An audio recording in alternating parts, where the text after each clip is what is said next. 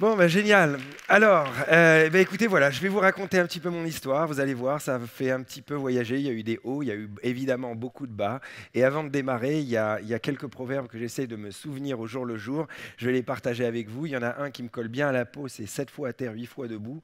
J'ai été finalement opéré 7 fois. J'ai eu les genoux 3 fois, les épaules 2 fois, les poignets 2 fois et plein d'autres choses, hein, la hanche, les cervicales, les poignets, les doigts, les côtes, etc. Le nez 3 fois, etc. Et il y en a d'autres qui collent bien à l'histoire que je vais vous raconter aujourd'hui. C'est par exemple, ils ne savaient pas que c'était impossible, alors ils l'ont fait. Ou la chance, plus je travaille, plus elle me sourit. Et c'est exactement ce que vous allez voir qu'à force de travail, finalement, je commence à avoir beaucoup de chance. Et avant aussi de démarrer, j'aimerais faire une petite aparté sur mon éducation et d'où je viens et surtout à mes parents, parce qu'ils m'ont donné une chance et une éducation différente, c'est-à-dire qu'ils ont décidé, ils ont pris un risque de ne jamais me scolariser. Mais alors quand je dis jamais, c'est même pas une journée en maternelle.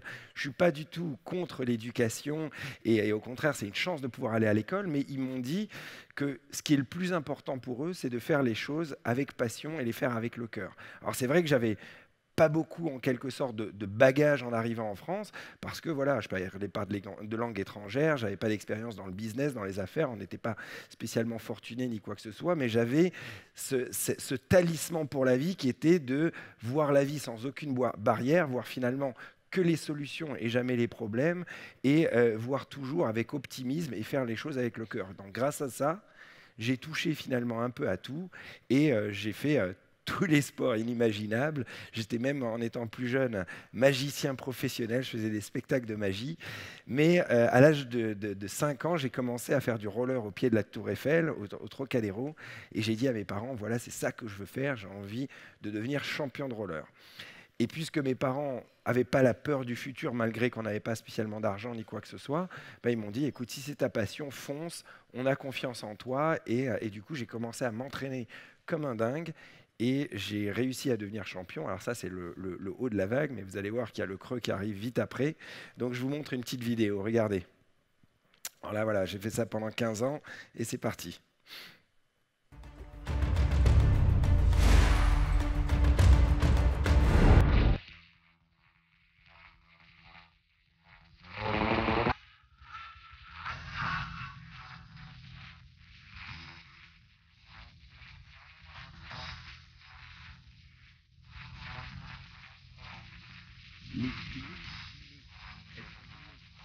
J'ai l'impression. Voilà, donc c'était une vie de compétition comme vous l'avez vu. Je faisais des compétitions tous les week-ends, donc ça c'était génial, mais il y avait évidemment des accidents. Donc comme je vous l'ai dit, j'ai commencé à me casser les bras et les jambes dans tous les sens. Donc j'étais à chaque fois devant la scène et à l'hôpital. Et il y a une année où j'ai pas eu de chance, puisque j'ai eu l'épaule et le genou pétés. Et donc j'ai dit à mes sponsors, attendez-moi, je vais revenir au top dans un an. Mes sponsors, ils ont dit, ok, par contre, tu as intérêt à revenir au top dans un an, sinon on arrête le contrat. Heureusement, un an après, après de la rééducation, etc., j'arrive à revenir au top, mais malheureusement, 4 jours après être revenu au top, je me recasse l'autre jambe, les ligaments croisés du genou, et je me retrouve à nouveau sur le lit d'hôpital. Et là, mes sponsors qui m'ont dit, bah, on a attendu un an, on ne va pas attendre 2 ans, et donc là, ils arrêtent le contrat. Donc je me retrouve un peu démoralisé comme ça sur mon lit d'hôpital, à me dire bah, je ne vais pas rien faire pendant cette deuxième année, il faudrait que j'essaye de peut-être créer une boîte ou quoi que ce soit. Alors la première idée que j'ai eue, c'était de me dire je vais créer une marque de fringues, vous savez, c'est la première chose auquel on pense. Et après je me dis non, c'est peut-être compliqué de créer une marque de fringues, et je me suis dit je vais essayer de vendre mon image pour des gammes de papeterie pour les enfants. Et donc, je commence à imaginer de me dire, je vais aller voir des sociétés et vendre mon image pour des agendas, des cahiers, des trousses. Donc, j'appelle sur le lit d'hôpital des sociétés comme Clairefontaine et Modeling. Et malheureusement, ils me raccrochent au nez. Ils me disent, si vous aviez été footballeur, peut-être, mais en tant que champion de roller, ça ne nous intéresse pas. Et vu que j'ai la chance de justement voir la vie sans barrière, j'appelle directement sur mon lit d'hôpital la centrale Carrefour pour avoir l'acheteur du rayon papeterie au téléphone. Et j'arrive à pas me démonter, lui dire voilà, bonjour, je suis le champion du monde de roller, j'aimerais vous présenter une collection à mon effigie. Le mec, il me dit pourquoi pas. Par contre, dans 20 jours, on clôture toute la collection, donc il faut que vous nous apportiez tout. Je lui dis aucun problème. Donc je raccroche le téléphone. Donc imaginez, déjà je ne peux pas marcher, je viens de me faire opérer il y a 3 jours, j'y connais rien, j'ai pas spécialement d'argent, d'expérience dans les papeteries, j'ai pas de design, mais j'ai cet espoir 20 jours après d'avoir un rendez-vous. Donc je passe toutes mes nuits au téléphone à appeler des copains qui m'expliquent comment on utilise Photoshop, parce qu'à l'époque, c'était il y a 15 ans, donc il n'y avait pas toutes les vidéos sur YouTube qu'on peut trouver aujourd'hui. Et donc j'apprends à faire du design un peu sur Photoshop. Je sors vite de l'hôpital avec les béquilles, trouver des usines, et je me rends compte que j'arriverai jamais à fabriquer les produits en temps et en heure. Donc qu'est-ce que je fais? Je vais à Carrefour, j'achète des cahiers, des agendas, etc. J'achète une grande imprimante A3, de la colle, un ciseau, et les designs que je faisais la nuit, je les colle proprement sur les couvertures des agendas ou des cahiers que j'achète. Et comme ça donne l'illusion d'avoir des prototypes. Et je me retrouve 20 jours après face à cet acheteur. Et première année, finalement, j'arrive à convaincre Casino et Carrefour de me commander des produits pour 350 000 € sans retour d'invendu. Et je me retrouve comme ça à fabriquer des agendas, des trousses, des cartables, des stylos à papier, des corbeilles, etc. que les jeunes pouvaient acheter à Carrefour, voyez. Et c'était à chaque fois avec des idées nouvelles. Par exemple, en coin de chaque page, je mettais une petite photo et quand on effeuillait l'agenda avec les doigts, les photos s'animaient et ça faisait des vidéos pour les gamins. Donc c'était des idées nouvelles.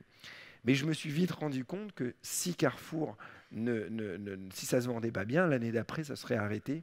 Donc en année 2, j'arrive à convaincre Tony Parker, Matt Pokora, Christophe Maé, Nintendo, MTV, et je me retrouve comme ça avec plein de collections. On vendait au bout de 3 ans plus de 500 000 produits en France. Mais après, je n'ai pas su gérer la croissance. Au bout de 6 ans, la société a fermé, mais ce n'est pas très grave parce que j'ai appris de cette expérience. Et donc, avec tout ça, je suis reparti dans mon sport et je me suis dit, il faut que j'invente quelque chose dans mon sport qui me permet de mettre mon image et même celle de mon sport auprès du grand public. Donc la première idée, c'était celle-là. Je me suis dit, je vais faire un saut par-dessus la scène devant Notre-Dame. Je savais que si j'arrivais à avoir cette autorisation, ben là, j'allais toucher le grand public. Donc je rencontre les institutions, je fais un dossier de 100 pages, je mets mes économies pour payer des ingénieurs pour faire ce dossier.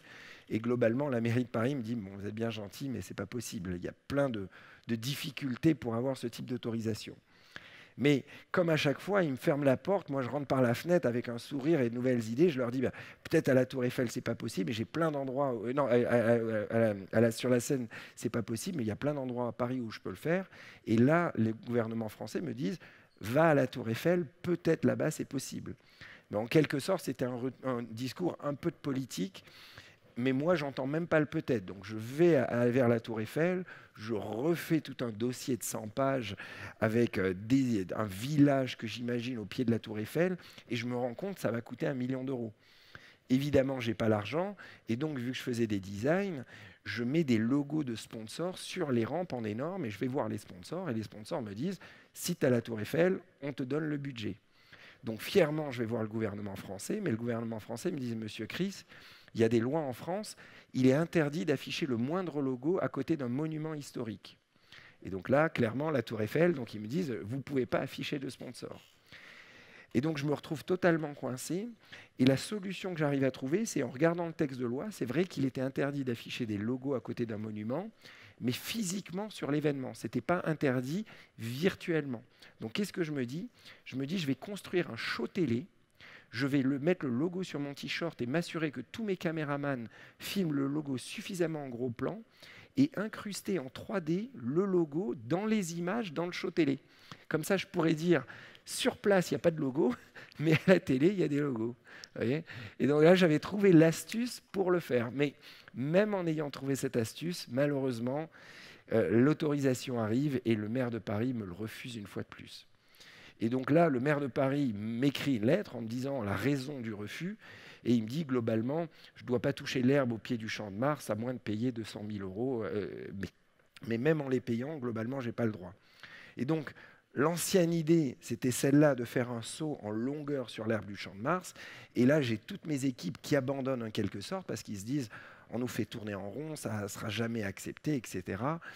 Et moi, je me dis, donc, je n'ai pas le droit de toucher l'herbe, je n'ai pas le droit de mettre sous la Tour Eiffel, donc j'ai en gros entre le début de la Tour Eiffel et le début de l'herbe. Et donc, la nouvelle idée auquel je pense, c'est celle-là de me dire, je vais sauter de la Tour Eiffel et atterrir dans la rampe et m'arrêter juste avant l'herbe. Voilà. Après, il y avait un petit problème, c'est que j'arrivais à 100 km à l'heure au bas de la rampe et j'avais 11 mètres pour m'arrêter de 100 km à l'heure à zéro. Donc je ne savais pas du tout comment freiner en 11 mètres à zéro. Mais je me suis dit, si la mairie de Paris ne me pose pas la question comment je fais pour freiner, je ne leur dis pas et je vais trouver une solution après. Et donc, je leur présente ça au début avec une structure qui est accrochée au premier étage de la Tour Eiffel. Et là, la mairie de Paris me dit, mais monsieur Chris, il y a des lois en France.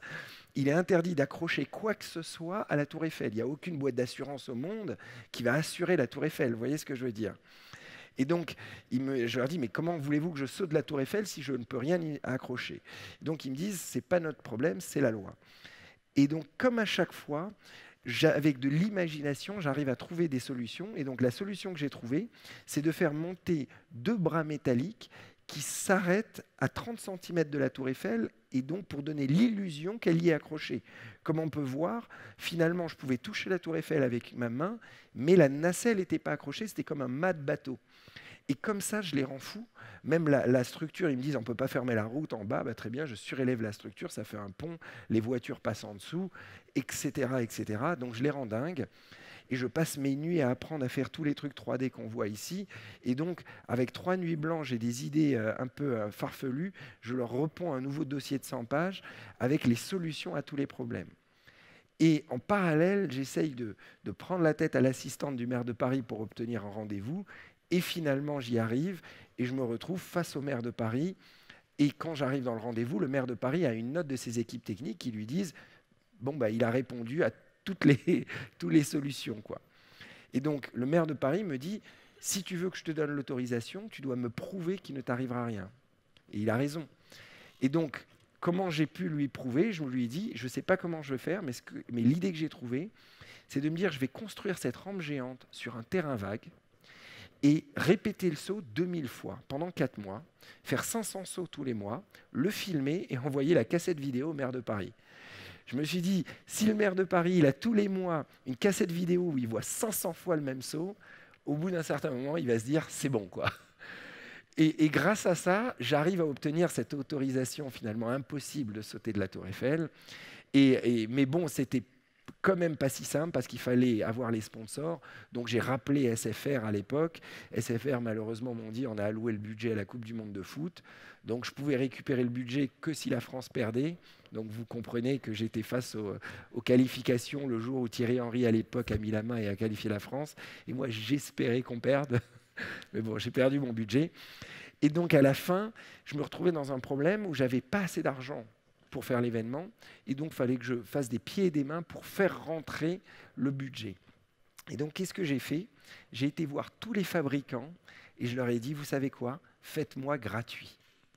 Et vous savez quoi? Ça a marché. J'ai réussi un par un à les convaincre, à faire des coupes de 50 000, 80 000, 30 000, etc. Et ça a réduit le budget. À la fin, il manquait 150 000 euros et j'avais un sponsor qui me payait cette somme 1 an et demi après. C'était tout ce qui me restait. J'ai appelé le sponsor, j'ai dit, vous avez mon image gratuite pendant 1 an et demi, mais s'il vous plaît, donnez-moi l'argent pour l'événement. Donc finalement, ça m'a coûté 150 000 euros. Et donc, enfin, j'ai réussi à boucler le budget, donc l'événement s'est vraiment construit. Cette rampe de 30 mètres, c'est vraiment construit. Le seul petit bémol, c'est que les 2000 sauts du maire de Paris, je n'avais pas l'argent pour le faire, ni le temps, donc je n'ai pas pu les faire. Et donc j'ai trouvé une excuse qui était un peu bancale, c'est dire au maire de Paris, je vais faire 2000 sauts à l'élastique, et il a accepté. Bon. Donc le problème, c'est que quand je suis arrivé là, je ne l'avais jamais fait. Et quand j'ai vu cette rampe de 30 mètres, je me suis dit, dans quoi tu t'es embarqué?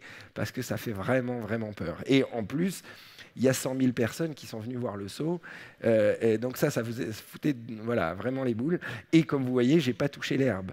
Et il y avait d'autant plus ce problème, c'est que je ne savais toujours pas comment freiner de 100 km/h à zéro en 11 mètres. Donc on a mis un airbag, j'ai fait un test la veille et j'ai failli me casser la jambe, je suis parti à l'hôpital la veille, donc ça ne fonctionnait pas bien. Donc en gros, ce que j'ai décidé de faire, c'est de me laisser, de rester sur mes patins jusqu'à un certain marquage, et dès que j'ai dépassé ce marquage, je me laissais tomber avec un airbag à la fin pour arriver moins fort dans l'airbag, mais bon, ça a fonctionné à moitié. Et donc le jour J, je me retrouvais à 40 mètres sur cette nacelle qui tanguait avec le vent, parce que c'était comme un mât de bateau, vous voyez. Et même avec toute la force du monde, on est traumatisé de peur. On ne peut pas ne pas être traumatisé de peur. J'avais les jambes qui tremblaient, vous voyez ce que je veux dire? Et donc, comment j'ai fait pour arriver à ne pas avoir peur? Finalement, j'ai manipulé mon cerveau à la troisième personne. Je me suis dit, de toute façon, tu vas sauter. Tu n'as pas fait tout ça pour dégonfler devant 100 000 personnes. Après, je me suis dit, qu'est-ce qui peut vraiment t'arriver? Normalement, tu ne devrais pas mourir. Par contre, un bras ou une jambe, ça a cassé, ça a de fortes chances d'arriver. Et après, ça t'est arrivé tellement de fois, c'est pas très très grave. Donc, j'ai dédramatisé l'accident. Et je me suis dit aussi, c'est pas tous les jours qu'on peut se prendre en quelque sorte un peu pour Superman. On touche la tour Eiffel d'une main, on a 100 000 personnes en bas, on a un micro pour parler à tout le monde et on peut... Voilà, donc je me suis dit, c'est tellement un délire, oublie la peur, laisse tomber, quoi. Voilà. Et donc j'ai oublié la peur et j'ai pu profiter du moment. Alors, on regarde les images, en plus vous allez voir, il y a un deuxième saut Sacré-Cœur, je vous montre les deux d'un coup, regardez.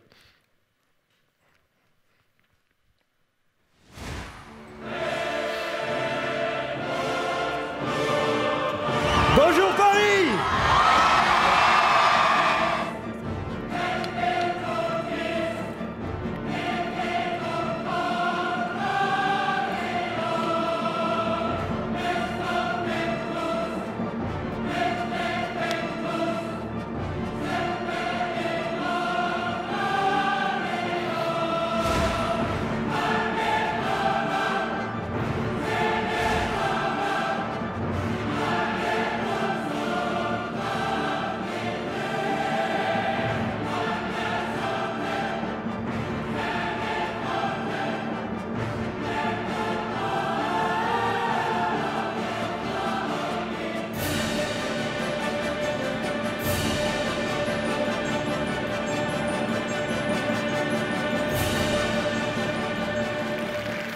Voilà, ça c'était les deux événements.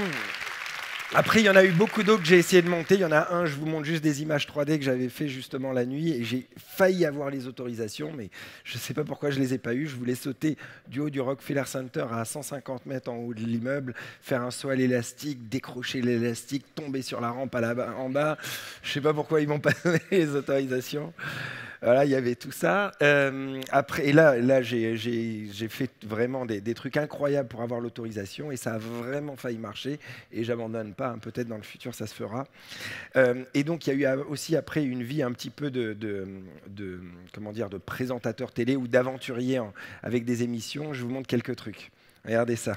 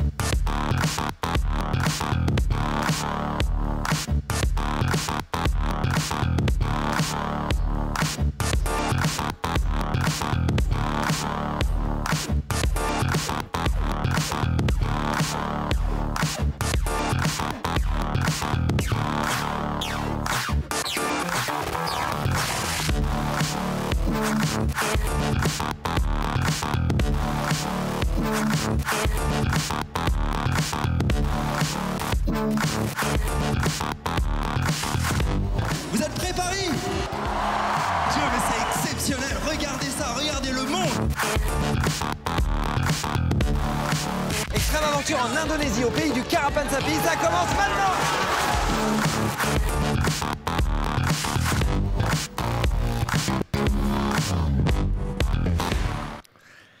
Waouh, putain, ça en fait des choses quand je regarde tout ça.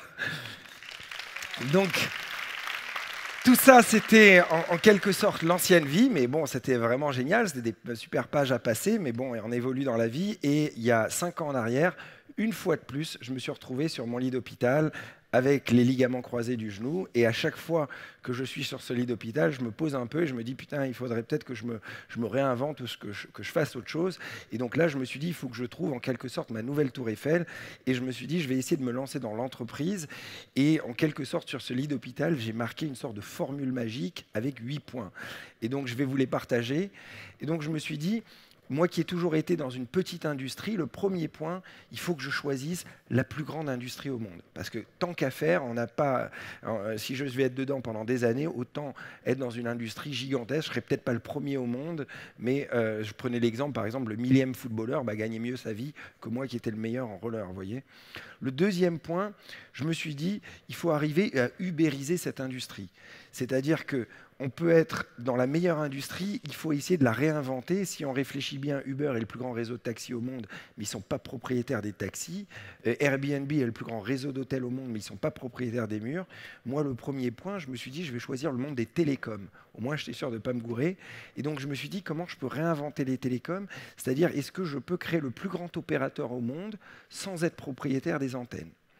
Le troisième point, c'est qu'on est dans un monde où l'expérience utilisateur est roi. C'est-à-dire que si vous inventez quelque chose qui est simplement plus simple et plus beau, ça va marcher. Ça va marcher parce que ça va faire boule de neige. On est tous dans un monde où ça va à 100 à l'heure. Donc il faut inventer quelque chose de plus simple. On le voit justement avec Uber. On reçoit la facture par mail. On est sûr d'avoir le bon prix. On voit la voiture qui arrive. Il y a la petite bouteille d'eau. C'est juste plus pratique qu'un taxi traditionnel. Et donc, je me suis dit, voilà, il faut que je choisisse dans un métier où l'expérience utilisateur est roi. Et j'ai pensé au monde des applications parce qu'on peut vraiment améliorer l'expérience utilisateur là-dessus.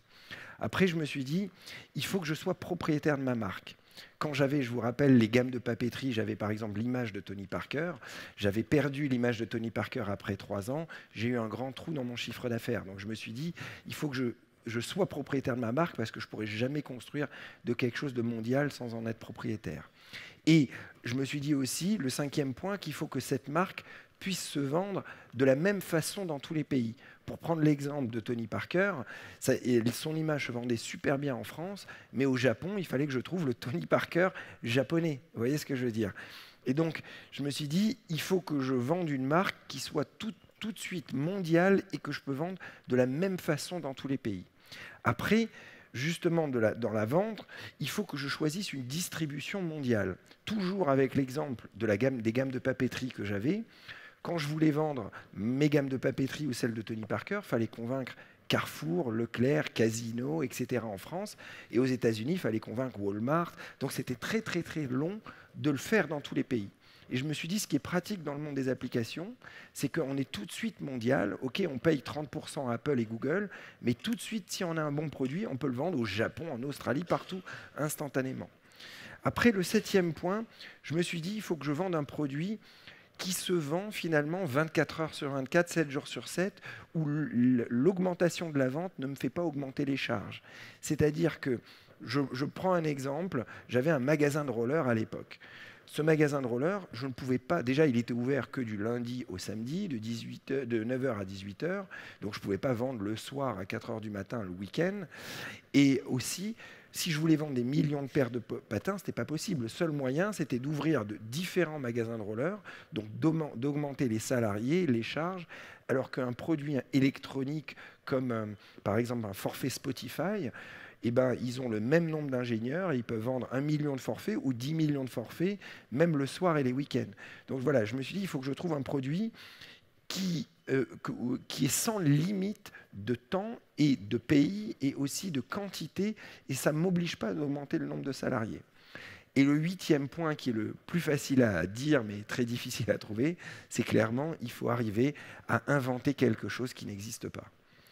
Et donc, voilà, si un jour vous voulez créer une boîte, notez ces 8 points, et si votre idée rentre dans ces 8 points, en tout cas, c'est juste ma formule, hein, mais à mon avis, vous êtes sur des bonnes bases. Et donc, j'ai mis ces 8 points et je me suis dit, OK, dans les télécoms, qu'est-ce que je peux inventer qui n'existe pas? Et donc, mon analyse, c'était de me dire, on est dans un monde où tout est dans le cloud. Si vous réfléchissez bien, nos musiques avec Spotify sont dans le cloud, nos films avec Netflix, nos fichiers avec Dropbox, même nos mails sont dans le cloud, puisque quand j'ai plus de batterie, je peux accéder à mes mails sur n'importe quel téléphone, sur une tablette, sur un ordinateur. Je peux prendre le téléphone d'un pote et en un clic voir mes mails. Pourtant, je me suis dit, il y a un truc qui n'est pas dans le cloud depuis 30 ans, c'est notre numéro de mobile, notre 06. Lui, il est coincé dans cette carte SIM en plastique. Et je me suis dit, c'est tellement un non-sens. Pourquoi, avec la modernité qu'on a, nos téléphones qui sont de vrais ordinateurs, tout est dans le cloud et notre numéro de mobile, lui, il est au Moyen-Âge. Il est coincé dans cette carte SIM. Quand j'ai plus de batterie, globalement, j'ai plus de batterie. Je ne peux pas prendre le téléphone d'un pote et regarder mes SMS en un clic sur son téléphone ou sur une tablette ou sur un ordinateur. Quand je suis à l'étranger et qu'on me vole mon téléphone, je ne peux même pas réactiver mon WhatsApp. Je suis obligé d'attendre de revenir en France, aller dans un magasin physique, récupérer cette carte SIM en plastique. Et si j'ai en plus envie d'avoir un numéro américain parce que je travaille avec les États-Unis, je suis obligé de prendre l'avion, d'aller aux États-Unis pour acheter cette carte SIM en plastique. Et donc, j'ai commencé à rêver et je me suis dit, est-ce que je peux inventer quelque chose que je vais appeler le cloud number? En gros, les numéros de mobile, je vais les déloger des cartes SIM et je vais les mettre dans le cloud. Et vu que je suis un rêveur, je me suis dit, ça serait génial parce que je pourrais du coup, quand j'ai plus de batterie, avoir mon numéro sur n'importe quel device. Je pourrais avoir plusieurs numéros, comme on a plusieurs mails. Pourquoi j'ai qu'un numéro? Je pourrais en avoir un pro, un perso. Je pourrais avoir un numéro étranger, comme des mails. On peut bien avoir une adresse mail qui finit par DE pour l'Allemagne ou NL pour la Hollande. Pourquoi je ne pourrais pas avoir un numéro américain, hollandais en un clic sur mon portable? Et donc, j'imagine ça que j'appelle le cloud number. Mais le problème, c'est que je suis tout seul, j'y connais rien, j'ai pas d'argent, etc. Et je suis sur mon lit d'hôpital. Et donc, comment on fait? Il m'a fallu en fait quelques mois juste pour trouver le nom du job du mec qui sait. Je n'avais même pas conscience à qui demander.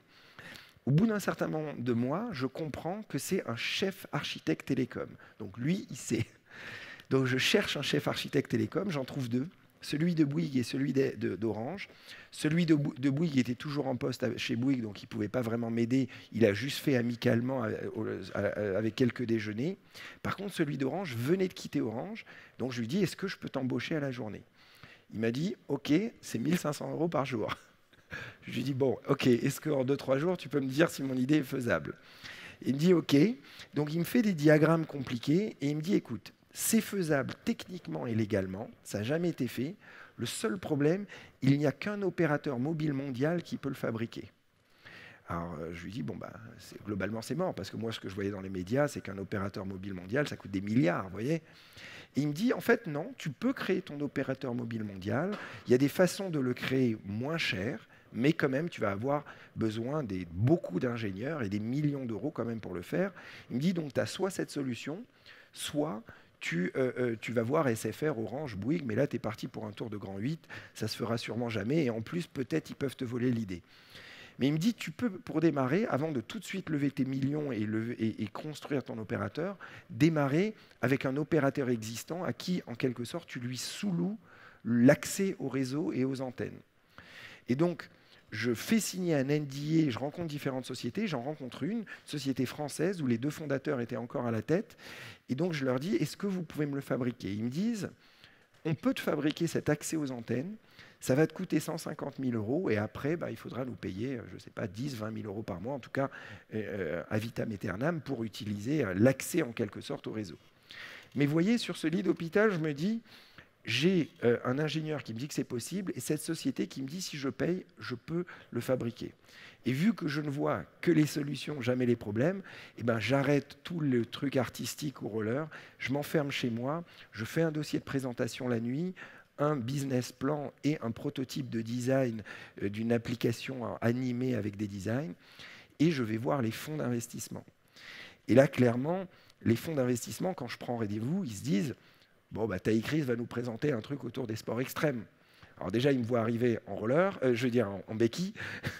Il me voit arriver en béquille et je suis en train de leur dire que j'ai envie de créer un opérateur mobile mondial. Donc ils tombent de leur chaise, ils me disent mais ça n'a rien à voir avec ce que tu sais faire. Je leur dis non. Ils me disent est-ce que tu as une équipe? Je leur dis non, je suis tout seul.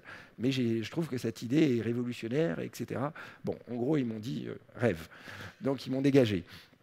Et en sortant du rendez-vous, je me rappelle ce jour-là, j'avais beaucoup d'optimisme parce que j'étais enthousiaste, je n'avais pas compris que les fonds allaient me dégager.